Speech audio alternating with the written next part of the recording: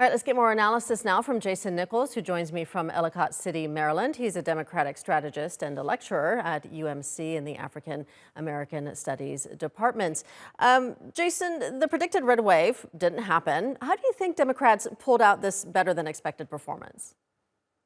Well, I think they made this a referendum on election denial rather than a referendum on our economy and on Joe Biden's performance as president. I also think that honestly, some of Joe Biden's uh, policies were popular. Of course, bringing manufacturing back to the country, taking care of veterans' health care, capping the price on prescription drugs. I think those were also popular policies, but it was really the matter of democracy. And of course, abortion brought a lot of young voters out, a lot of young women. And I think that really turned the tide towards Democrats. The other thing is we are an evenly polarized country, and we saw where a lot of those races, it could have gone either way, but went towards Democrats. And they maintained a lot of those state houses. We talk a lot about Congress, but it's really important. The state house elections, the gubernatorial elections, Democrats did a fantastic job, including in my state, where we elected the first African American governor in our state's history. So I think Democrats had an excellent night. Strategically, they did pretty well, and I think that it really is something that this president should be proud of. So what does this all mean for Biden and a possible reelection bid? His poll numbers are low, and he turns 80 years old in 10 days. But does this give him a boost? Will he get Democratic backing?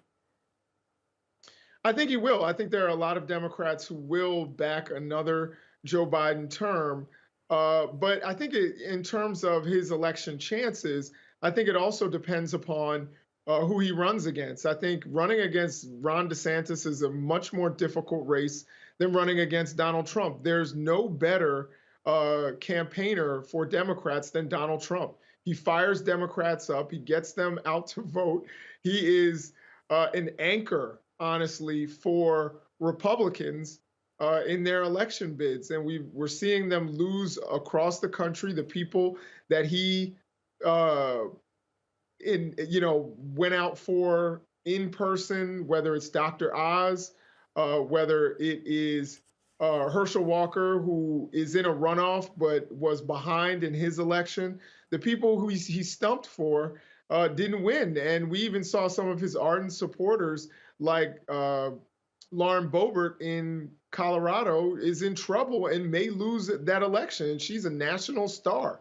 So I really think Donald Trump would really help Joe Biden win another election. I think Joe Biden will beat Donald Trump again. It gets a little more difficult if you put a more traditional Republican up against Joe Biden in an inflationary environment. And of course, we know inflation is global, but the American people expect the president to deal with our issues. And it's going to be difficult for Joe Biden.